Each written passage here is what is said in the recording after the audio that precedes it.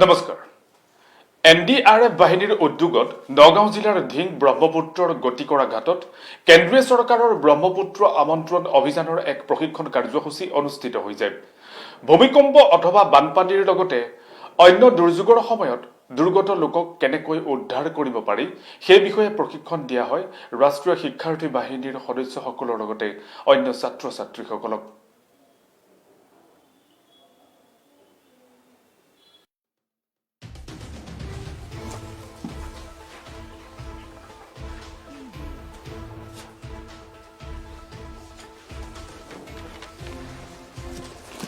NDRF বাহিনীৰ উদ্যোগত নগাঁও জিলাৰ ধিং ব্ৰহ্মপুত্ৰৰ গতি কৰা ঘাটত কেন্দ্ৰীয় চৰকাৰৰ ব্ৰহ্মপুত্ৰ আমন্ত্ৰণ অভিযানৰ এক প্ৰশিক্ষণ কাৰ্যসূচী অনুষ্ঠিত হৈ যায়। ভূমিকম্প অথবা বানপানীৰ লগতে অন্য দুৰ্যোগৰ সময়ত দুৰ্গত লোকক কেনেকৈ উদ্ধাৰ কৰিব পাৰি সেই বিষয়ে প্ৰশিক্ষণ দিয়া হয় ৰাষ্ট্ৰীয় শিক্ষাৰ্থী বাহিনীৰ সদস্যসকলৰ লগতে অন্য ছাত্ৰ-ছাত্ৰীসকলক। হৰশ্ৰোতা নৈৰ বিশেষজ্ঞ সুভাশিষ শেখাৱতৰ নেতৃত্বত NDRFৰ A1 বেটেলিয়নে প্ৰশিক্ষণ প্ৰদান কৰে। প্ৰশিক্ষণস্থলীৰ পৰাই ধিং এক্সপ্ৰেছ স্বৰ্ণকন্যা হিমা দাসৰ সৈতে বাৰ্তালাপত মিলিত হয় সুভাশিষ শেখাৱতে। এই কাৰ্যসূচীত ধিং মহাবিদ্যালয়ৰ শিক্ষক গোটৰ লগতে ধিং চক্ৰ বিষয়াও উপস্থিত থাকে আৰু এই অনুষ্ঠানত সকলোৱে সাংস্কৃতিক অনুষ্ঠান পৰিৱেশন কৰাও পৰিলক্ষিত হয়।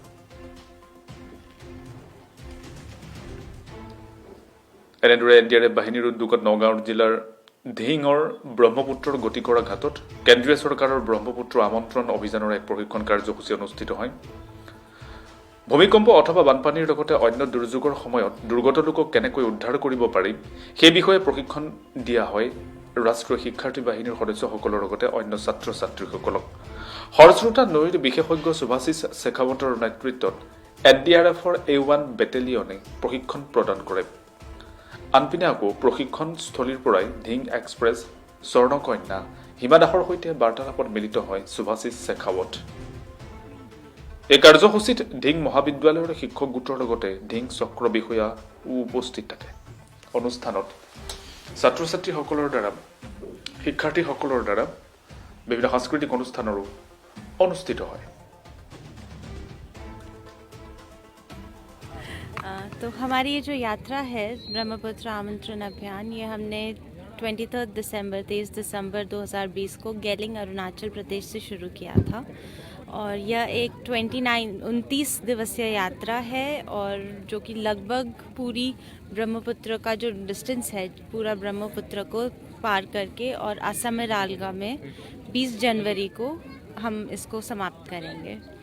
ये एक राफ्टिंग एक्सपीडिशन, सिर्फ एक राफ्टिंग एक्सपीडिशन नहीं है, राफ्टिंग एक्सपीडिशन तो है ही, बट जैसा आप जानते हैं 2 स्टेट्स में बहता है ब्रह्मपुत्र, एक अरुणाचल प्रदेश और असम। दोनों स्टेट्स में ब्रह्मपुत्र का नेचर अलग है क्योंकि दोनों स्टेट्स में टेरेन अलग है, वहाँ पहाड़ हैं, हिली एरिया है। वहाँ हमें जो चैलेंजेस फेस करने पड़े थे वो अलग थे क्योंकि पहाड़ था, ग्रेडियंट ज़्यादा था, बहुत रैपिड्स थे, ग्रेड 6 तक रैपिड्स थे। एक रैपिड में मैं जिस राफ्ट में थी वो भी उलट गई थी, बट क्योंकि हमारे साथ टीम इतनी एफिशिएंट है हम लोग रेस्क्यू करके हम लोग अब वापस राफ्ट में आ गए। दूसरा फिर हम लोग 29 को पासीघाट पहुँचे थे और हमारा 220 किलोमीटर का जो स्ट्रेच है अरुणाचल प्रदेश का वो पासीघाट में पूरा हुआ था।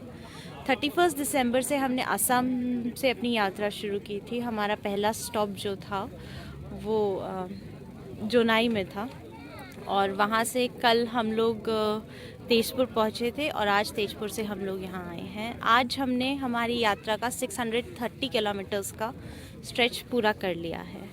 इस यात्रा का मुख्य उद्देश्य 2 हैं। पहला एक साइंटिफिक डेटा कलेक्शन और एनालिसिस, जैसा कि हमारे साथ IIT गुवाहाटी से रिसर्च स्कॉलर्स हैं जो सेडिमेंटेशन को पढ़ रहे हैं, सिल्ट डिपोजिशन जो है उसको स्टडी कर रहे हैं और बैंक इरोजन को स्टडी कर रहे हैं, वो सब एक रिसर्च के लिए। और इसके अलावा हमारे साथ सिफरी से साइंटिस्ट्स हैं जो फिशरीज़ को, मरीन लाइफ को स्टडी कर रहे हैं, वाटर सैंपल्स कलेक्ट कर रहे हैं। तो इन सब को कंसोलिडेटेड जब हमारे पास एक रिपोर्ट बनेगी जो कि एक्चुअल, क्योंकि ये सर्वे ब्रह्मपुत्र की में से ही हो रहा है, तो मुझे लगता है ज़्यादा प्रिसाइज होगा बाकी पहले हुए जो सर्वेज हैं उनसे, क्योंकि हमेशा नदी और रोड साथ साथ नहीं रहती है। नदी के माध्यम से अगर सर्वे होगा तो वो ज़्यादा एक्यूरेट होगा।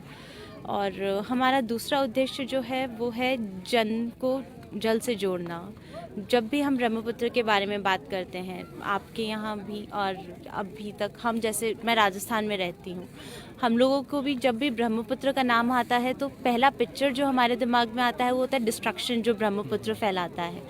और यहाँ पे भी हम जब से आए हैं, जब भी हर जगह हम जहाँ लोगों से मिलते हैं, तो पहली बात जो लोग करते हैं वो यही होती है कि ब्रह्मपुत्र से हमें क्या क्या नुकसान होता है। पर उस सब में शायद हम लोग ब्रह्मपुत्र का जो एक्चुअल पोटेंशियल है, इतना बड़ा वाटर रिसोर्स है, इतनी अच्छी वॉल्यूम है, वाटर क्वालिटी अभी इतनी अच्छी है, उस सब को कहीं भूल गए हैं। तो हम लोग साथ ही साथ जनता में ये चेतना भी, ब्रह्मपुत्र बेसिन में जो लोग रहते हैं उनमें ये डेवलप करना कि कैसे हम अपनी जो रिसोर्स है, इतना इम्पॉर्टेंट रिसोर्स है, उसको कैसे कंजर्व करके रखें, कैसे बचा के रखें। जल ही जीवन है, जल ही जगदीश है। तो हम जो कैजुअल अप्रोच बाकी सब देश की नदियों में लोगों ने दिखाई और उनसे उनकी जो दुर्गति हुई वो ब्रह्मपुत्र में ना हो जाए, इसलिए हमारा लोगों में ये अवेयरनेस स्प्रेड करने का एक भी उद्देश्य है। जैसे कि हमारे साथ एनडीआरएफ के लोग हैं, वो जगह जगह, आज भी दीन कॉलेज में उन लोगों ने एक अवेयरनेस ड्राइव किया था। तो रोज़ इस तरह की अवेयरनेस ड्राइव्स होती है। हमारे साथ ये इतना बड़े जगह नहीं, बट मीटरोलॉजिकल डिपार्टमेंट से लोग आते हैं, वो भी अवेयरनेस ड्राइव्स करते हैं, कैसे हम क्लाउड्स को देख के प्री वार्निंग सिग्नल्स स्टडी कर सकते हैं। और सिफरी के जो लोग हैं वो फिशरीज़ के बारे में, किस सीज़न में कौन सी फ़िशेस को नहीं पकड़ना चाहिए, किस तरह से हम अपनी जो फिशेस का वो है उसको बढ़ा सकते हैं, उसको भी हम एक तरह से अवेयरनेस ड्राइव है ये, और लोगों को जागरूकता फैला रहे हैं। तीसरा एक उद्देश्य ये भी है कि जो कि माननीय प्रधानमंत्री जी का विजन था, अर्थ ब्रह्मपुत्र, जैसे आर्थिक ब्रह्मपुत्र, तो उसको भी हम उसके जो भी एक्सप्लोर कर रहे हैं उसमें क्या क्या पॉसिबिलिटीज़ हो सकती है। क्योंकि फॉर एग्जांपल जैसे हम लोग माजुली में थे और वहाँ पे माननीय मुख्यमंत्री जी असम के जो सर्बानंद सोनोवाल जी हैं वो भी उपस्थित थे। हमने उनको भी रिकमेंड किया था कि ब्रह्मपुत्र में कितने वास्ट पॉसिबिलिटीज़ है ट्रांसपोर्टेशन को लेके, टूरिज़्म को लेके। ब्रह्मपुत्र की डेप्थ और विड्थ इतनी है कि water sports, white water rafting नहीं हो सकती, बट उसके अलावा वाटर स्पोर्ट्स का हब बन सकता है ब्रह्मपुत्र बेसिन।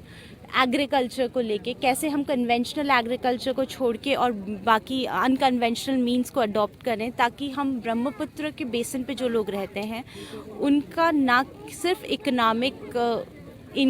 इकोनॉमिक स्टेबिलिटी बल्कि इकोनॉमिक अपलिफ्टमेंट भी ब्रह्मपुत्र के थ्रू कर सके। तो ये नहीं, कुछ पॉसिबिलिटीज़ को हम एक्सप्लोर भी कर रहे हैं और इन सब का एक कंसोलिडेटेड रिपोर्ट बनेगा जिससे सेंट्रल गवर्नमेंट, स्टेट गवर्नमेंट सब आपस में मिलके और फिर इफेक्टिवली करेंगे। Thank you.